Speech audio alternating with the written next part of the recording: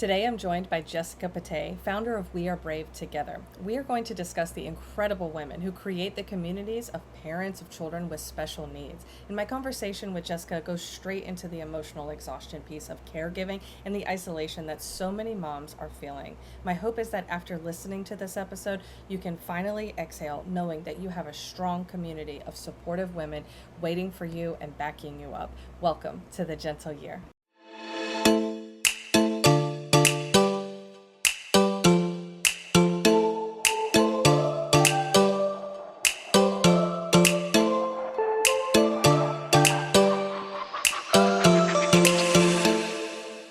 Hey everyone, welcome back to the Gentle Year. I am with Jessica Patay today. We're so excited to have her. She is just an absolute gem. So Jessica, I want to give you the moment or the mic to introduce yourself and tell our audience a little bit about who you are. Thank you again for being here. Thank you for having me. Well, I'd like to say that I am passionate about building communities. I am passionate about the friendship of women, and I am passionate about my family and really raising awareness about what it means to be a caregiver. I have been married to my husband for decades. We have three grown children. Our oldest is Luke, and he's 25, out of college, moved out recently, so we're in a new season. And then we have Ryan, who I say is the one made me a caregiver. He's almost 23, and he has a rare genetic disorder called Prader-Willi syndrome. He was diagnosed with PWS at 5 weeks of age, and I have a daughter, Kate, who is almost 21, and it's so fun to have a girl after having two boys. I can only imagine. Now, with you being such a powerhouse in the We Are Brave Together space, I have a question for you about your relationships with women. As someone who in the past has struggled with that piece, I would love to hear your thoughts on what friendship with women means to you and what healthy relationships with our female counterparts actually means, especially in the context of motherhood. Well, I've always really cared deeply about my girlfriends. My girlfriends have always been my family from a young age. And I think just because I came from a really unique family story, and so I clung to my girlfriends, and they were my chosen family and still are. I've always been kind of a group girl, a joiner, a gatherer, connector, and somebody who trusts and confides and is intentional about friendships and spending time with life-giving friends. And I know that there are women who have been burned by other women or their own moms or their own sisters. And so the idea of sisterhood, which is something I talk about within We Are Brave Together, my nonprofit and my community of brave moms, it can feel kind of painful. And you might recoil from that word depending on the experiences you have had. And if you're listening and that's you, I would say it's so understandable. Of course you recoil. Of course you're like, I'm not so sure about that. That sounds really nice for you, Jessica, but I've been hurt. And I want to say I've been hurt too. I've been burned by people who I thought would be my best friends forever. And they could not connect with my pain. They could not connect with disability. So I've definitely had some hard experiences along the way. Most of the experience I've had with girlfriends has been joyful.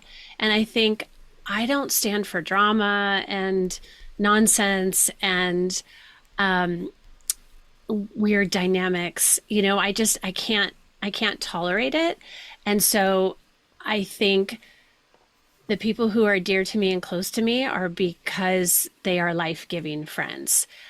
As a caregiver, our energy has to be protected. It has to be. So I can't waste my time just being superficial with people, being with people who don't truly want to understand my journey and understand me and equally support me as I support them and cheer for them. It's a high value in my life. And so I have spent a lot of energy and time on my friendships and made sure that I escaped the house to have time with girlfriends, for sure. That's really interesting. Now, you mentioned that your community of girlfriends and supporters were instrumental in helping you navigate a very difficult situation in your life. But can you kind of walk us through the beginning of this? Not everyone stayed, not everyone was loyal, not everyone who you thought was a friend was truly a friend. So, can you talk to us a little bit more about how you dealt with that in the early stages of this?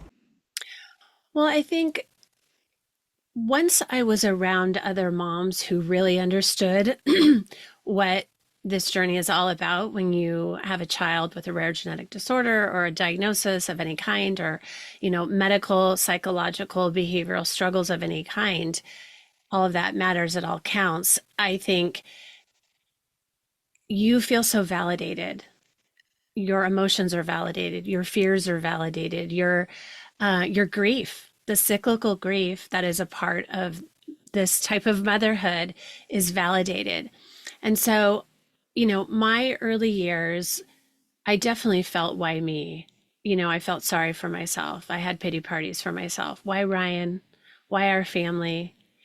And then when you are around community and you realize I'm not the only one, which is a really powerful thing. I think it's powerful to know that you're not alone, that, oh, I've got several people here who can support me, or I've got hundreds of people who can support me here, online or what have you. And it's also important to know that you're not the only one. Because when you feel that loneliness in your family, in your friend circle, in your neighborhood, in your school, that's a really hard feeling, and it can take you down. It can really take you down. And so community has a way to shift things us and comfort us and transform us. And that's definitely what happened, because I went from why me to what now. And that left me open to the universe or God or whatever you want to say, to the dream coming into my soul about creating We Are Brave together. That's really amazing. Thank you for explaining that transition. So, for moms who are feeling kind of isolated right now for, I'm sure, a variety of reasons, what do you think is the biggest thing that's standing in the way of them finding that type of support? Well, I think exhaustion, right? You're so exhausted, overstimulated, overscheduled, that it feels like I don't have time for this. And no one's going to understand. There's myths that we tell ourselves. It's also, well, gosh, if I join any type of support group, whether it's diagnosis specific or, parent caregivers in general, it's going to take me down. It's going to make me more sad. But the truth is, and the research and the psychologists will say, the more we feel our feelings, and in those settings, we are likely to feel our feelings, and we're all afraid of that. But if we feel our feelings, we are closer to healing than we are by stuffing it down and staying isolated. I also just want to validate circumstances. If you do not have a supportive partner, if you are divorced, if you're a single mom, if you're working all the time, if your child is too hard to take out in public, if you don't have any respite caregivers in your life, all of those things lead to tremendous isolation. So being isolated is not your fault. It is a part of the journey, and we have to fight our way out. And sometimes some people have 10 more obstacles than others. And I still think that if you can connect online, if that is the only thing because you're just trapped at home for, various reasons, I do believe that with vulnerability, with opening up, that connections can be made. Yeah, they truly can. There's a lady that I know, and she always suggested that one of the best ways to improve your personal situation in life, whether it could be this type of a situation where you have a child that has been diagnosed with a disability or something totally different, but finding those communities of people who can share their feelings about what's going on, that leads to a tremendous amount of acceptance. And when you are around other people that are accepting of your situation, it makes you feel accepting of yours as well. Mm-hmm. And you start to show up differently. So you had mentioned this before. You said, I felt I'm not, and forgive me for paraphrasing, but I think you had said, I'm not the only one living this experience.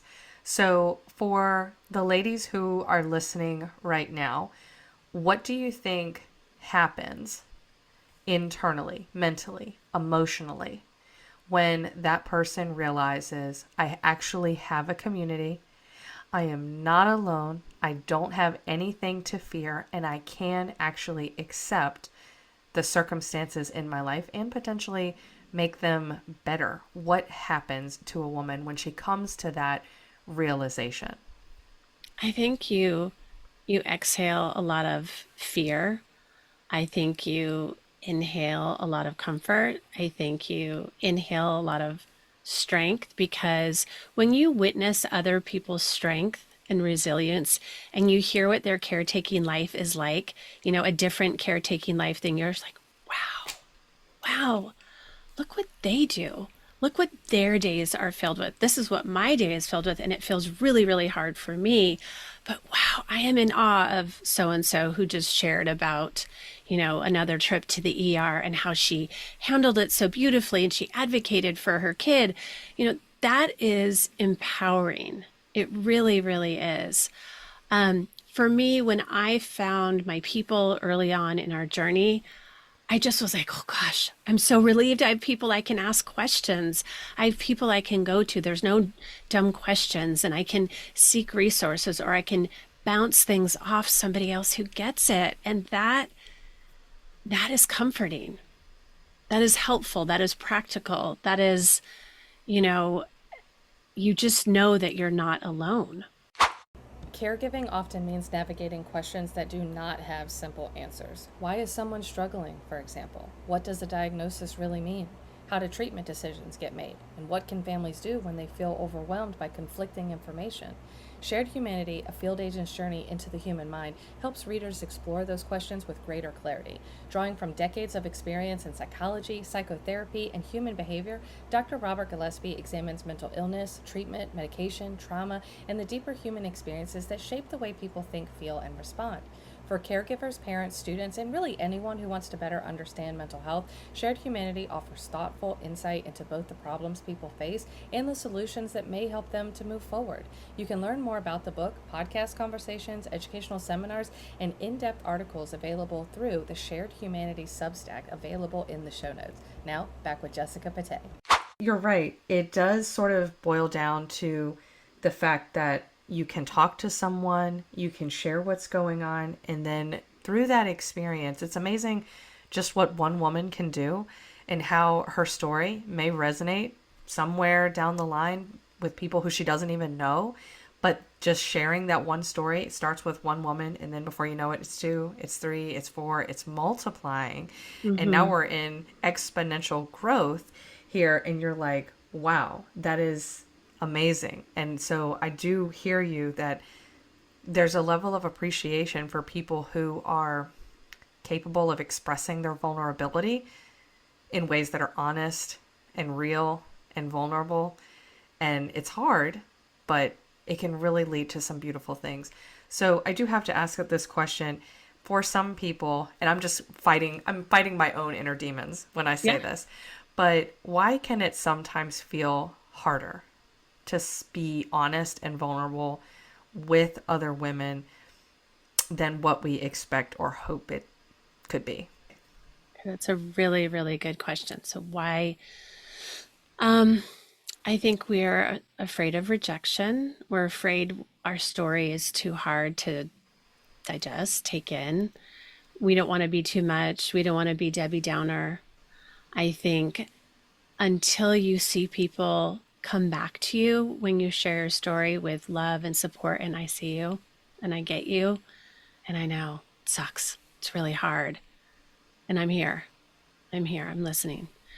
Until you experience that, it's going to feel really scary to share your story. I think also the more we talk about it, the more real it becomes.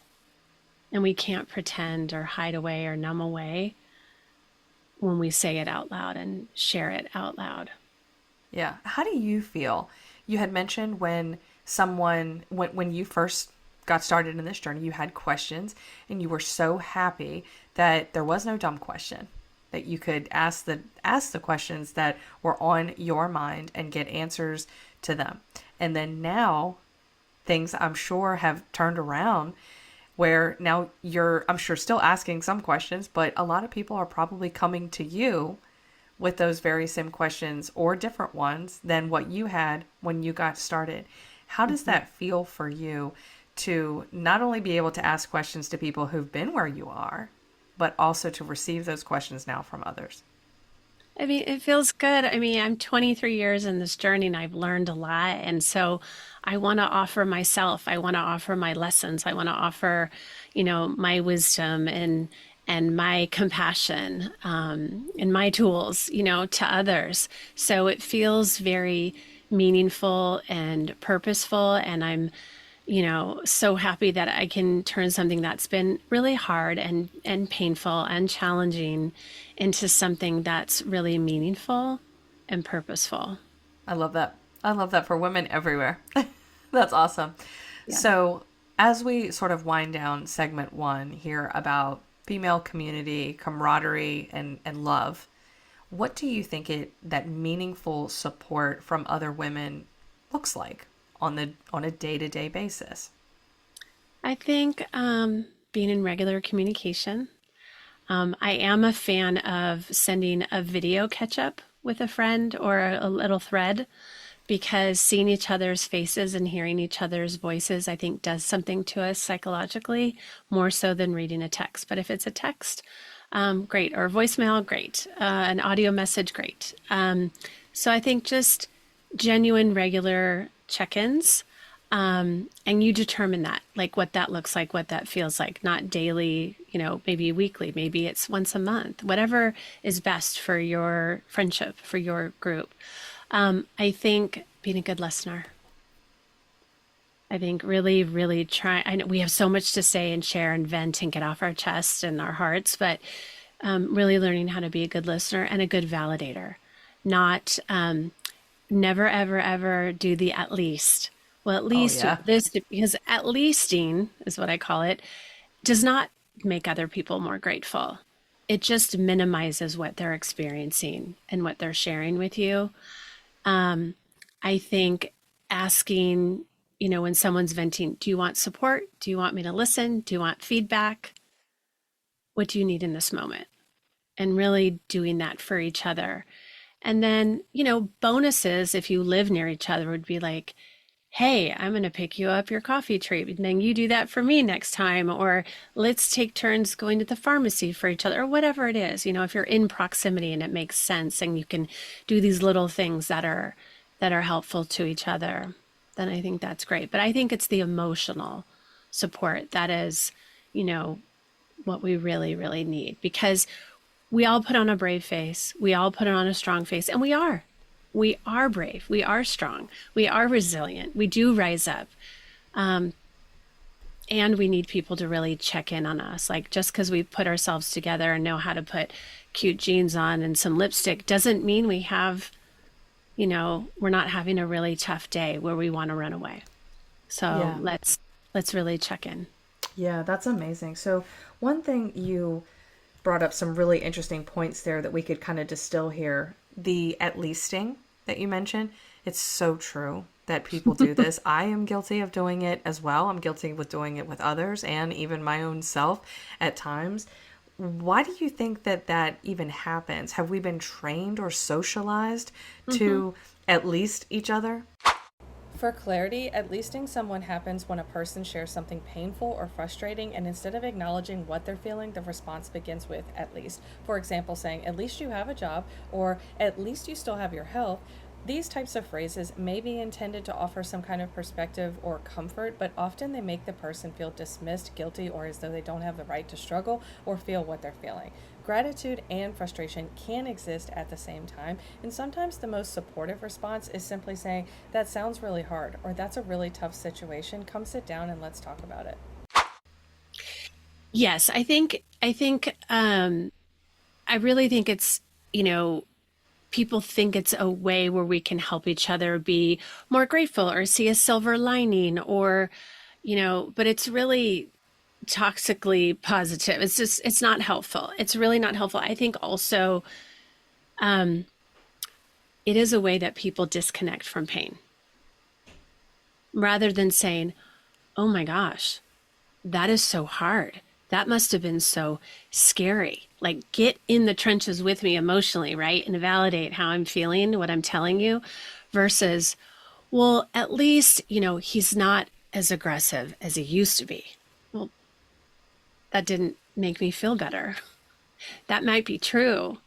But what I needed you to say was, that's really scary. Those moments must be so scary, right? Because then you feel seen and heard. We all, as humans, want to feel seen and heard and understood. And at leasting is not doing that. Yeah, I definitely hear you. I'm not for trauma dumping, but I'm also not for at leasting someone either. Now, you also mentioned that women are brave. We naturally are. We're always, we're putting on our lipstick, our makeup, getting our hair done, and putting on these cute outfits and going and living our lives and pretending to a certain degree that everything is okay. And if there's one saying that I know every woman on this planet has said probably over 1,000,000 times, it's the phrase, I'm fine. Mm-hmm. So what happens to, a woman? What do you say to that woman actually? What do you say to that woman who just keeps on saying, I'm fine when she's not? I think it depends on the relationship with you that you have with her. If it's an acquaintance and somebody you bump in the school hallways or, the therapy waiting room or doctor's waiting room, and you don't get to know each other very well, I would, even though I might want to say, are you really? I would wait until I felt like we had enough of a rapport where I could probe a little bit. So if it's somebody that I am, good friends with or close friends with, I would say, let's agree not to say I'm fine and let's be more descriptive about how we're really doing. Yeah, definitely. So, last question for this section. Do you think that sometimes, I think where I kind of fall to the side when it comes to this whole concept of not at leasting and getting into the trenches, and then, of course, the trauma dumping and my mind swirling 1,000 thoughts with regards to all of those things. One of the challenges that I think a lot of women have, not everybody, of course, but some women have, is that getting in the trenches sometimes doesn't feel like it's healthy. And maybe it's not in the moment. Maybe it is, maybe it isn't. But is it true that when you do get in the trenches with someone that you do come out the other side better or more light? Do you genuinely feel better after that? I know you feel better after, people most of the time feel better after a good cry. But sometimes I feel like talking about some of these darker things that are hard and negative sometimes makes those problems even bigger. What do you say to that? Well, I think you have to analyze the conversation. If you're venting and dumping and you're becoming more and more bitter or resentful, blaming others, shaming yourself, shooting on yourself as a result, then it's time to, call a coach or a therapist or somebody who can help kind of dig you out of that place. I think we can go into our conversations with our friends, or I say this to our connection circle leaders before you're leading a meeting. You can say, I have a big, beautiful heart, and I don't have to take on everyone's pain. It's just kind of a way to shield yourself. Like, we can be empaths. We can be caring, compassionate people, but we don't have to take on everybody's pain. I mean, I couldn't do what I wouldn't be standing still if I took on everyone's pain. The hundreds, if not, I don't know, 1,000 stories I've heard in the last 9 years, I wouldn't be standing if I took on everyone's pain. I don't immediately go into action like I have to bring that person groceries and I have to,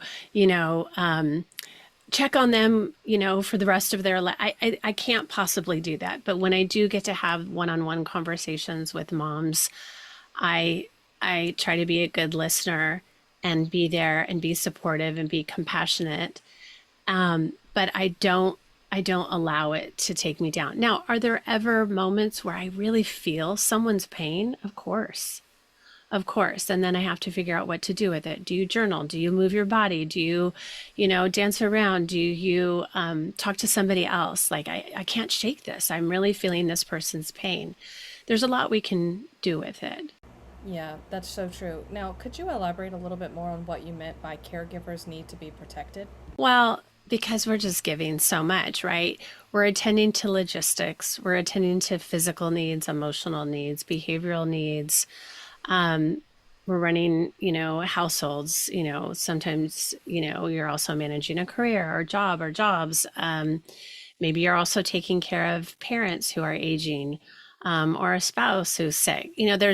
There's only so much you can do. And I don't believe that there's balance, but I think we can assess what is draining us and what is giving us energy, and we can make choices. We can make choices. I think as caregivers, we forget that we have a lot of choices to make when being a caregiver wasn't a choice, but there are choices within the caregiving life. Thank you so much, Jessica Patay, for being here for part one of this interview. What a stellar way to start the show. Thank you guys, the audience, for listening to The Gentle Year, and we'll be right back.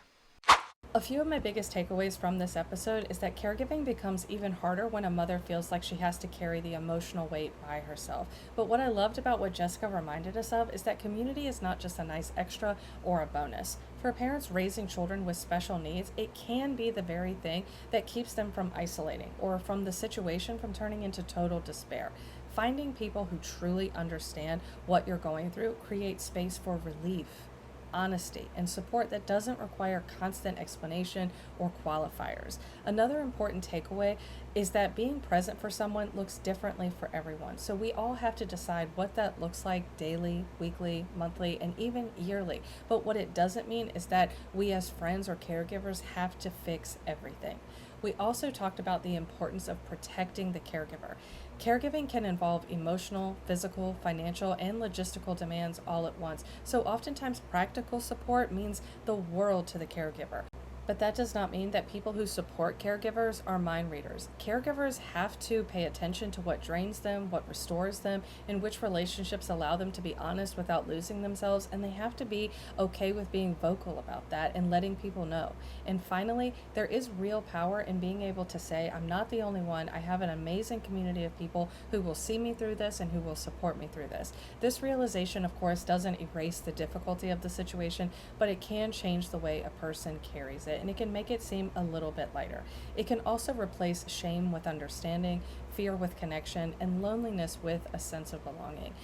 Thank you so much to all of you amazing listeners of The Gentle Year. I have a special gift. Your Wish is Your Command is actually free for this very limited time. I don't know how long it's going to last, but I've pasted the link in the show notes. And if you want to get that amazing course, which is normally $500 completely for free, check the link in the show notes. And I look forward to seeing you in part 2 with Jessica Patay. Your wish is your command. Your wish is your command. Your wish is your command. Wish is your command. Your wish is your command. Your wish is your command. Your wish is your command. Your wish is your command. Your wish is your command. Your wish is your command. Your wish is your command. Your wish is your command. Your wish is your command. Wish is your command. It's called Your Wish is Your Command, how to manifest your desires.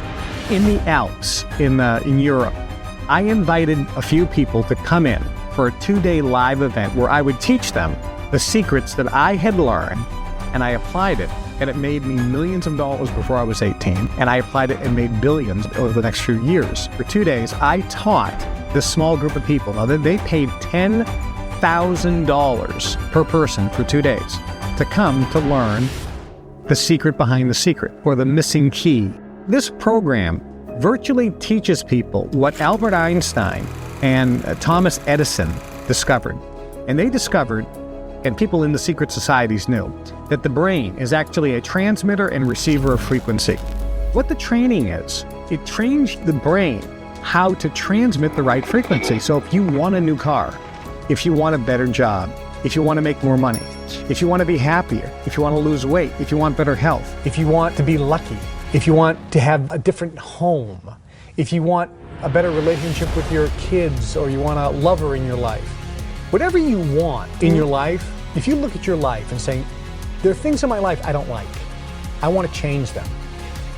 What is it that you'd change it to? So once you establish that, what this training does, your wish is now your command. I teach you how to command your wish and turn it into reality. Your wish is your command. Your wish is your command. Your wish is your command. Your wish is your command. Your wish is your command. Your wish is your command. Your wish is your command. Your wish is your command. Your wish is your command. Your wish is your command.